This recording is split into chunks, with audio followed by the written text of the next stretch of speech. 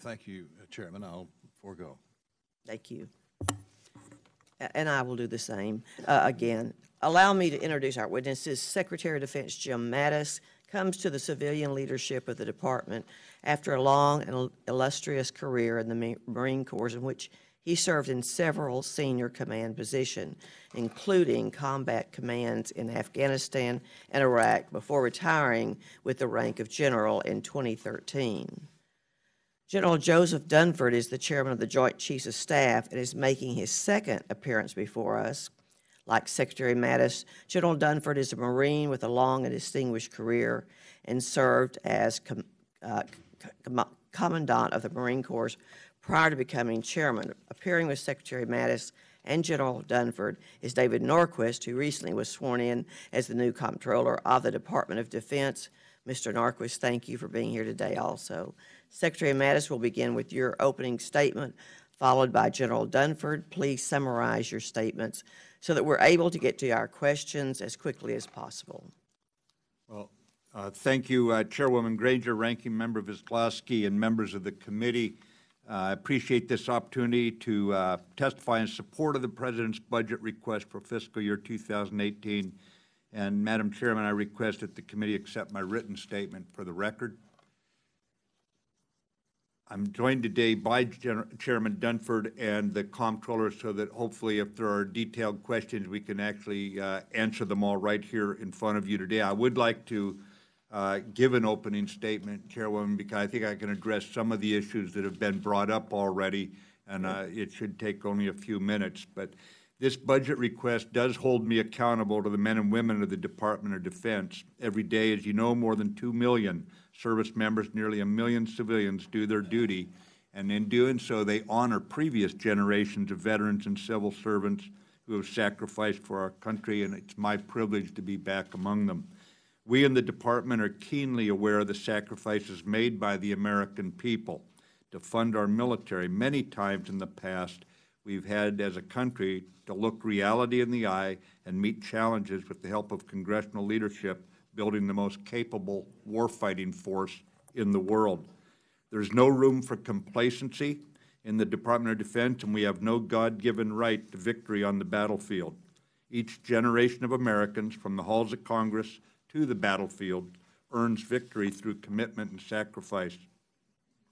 And yet, for 4 years, the department has been subjected to or threatened by automatic across-the-board cuts as a result of sequester, a mechanism meant to be so injurious to the military it would never go into effect. But it did go into effect, and as forecast by then Secretary of Defense Panetta, the damage has been severe. In addition, during 9 of the last 10 years, Congress has enacted separate continuing resolutions to fund the Department of Defense, thus inhibiting our readiness and adaptation to new challenges. We need bipartisan support for this request, as noted by the Chairwoman. In the past, by failing to pass a budget on time or to eliminate the threat of sequestration, Congress sidelined itself from its active constitutional oversight role.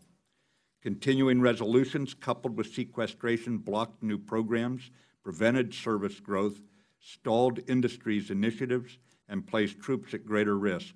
Despite the tremendous efforts of this committee, Congress as a whole has met the present challenge with lassitude, not leadership. I retired from military service 3 months after sequestration took effect.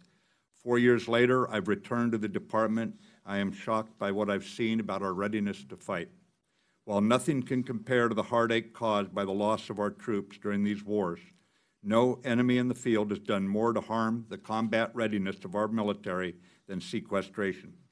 We have only sustained our ability to meet America's commitments for our security because our troops have stoically shouldered a much greater burden. But our troops' stoic commitment cannot reduce the growing risk. It took us years to get into this situation. As the Chairwoman noted, it will require years of stable budgets and increased funding to get us out of it. I urge members of this committee and Congress to achieve these goals. First, fully fund our request, which requires an increase to the defense budget caps. Second, pass an FY18 budget in a timely manner to avoid yet another harmful continuing resolution. And third, eliminate the threat of future sequestration cuts to provide a stable budgetary planning horizon. Stable budgets and increased funding are necessary because of 4 external factors that are impacting the department at this time. The first force acting on us that we must recognize is 16 years of war. When Congress approved the all-volunteer force in 1973, our country never envisioned sending our military to war for more than a decade without pause or conscription. America's long war has placed a heavy burden on men and women in uniform and their families.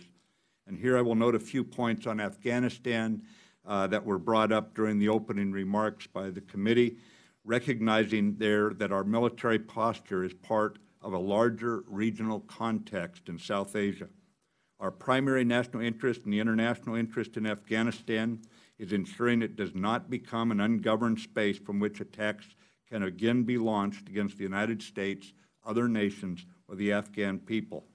In this regard, our forces are conducting partnered counterterrorism operations, and we are supporting the NATO-led mission so in the future the Afghan people can defend themselves. This week, President Trump delegated to me the authority to manage troop numbers in Afghanistan. The delegation of this authority, consistent with the authority President Trump granted me 2 months ago for Iraq and Syria, does not at this time change the troop numbers for Afghanistan. Together in the interagency process with Secretary Tillerson's foreign policy guiding us as he implements the President's direction, we will define the way ahead, and I will set the U.S. military commitment consistent with the Commander-in-Chief's strategic direction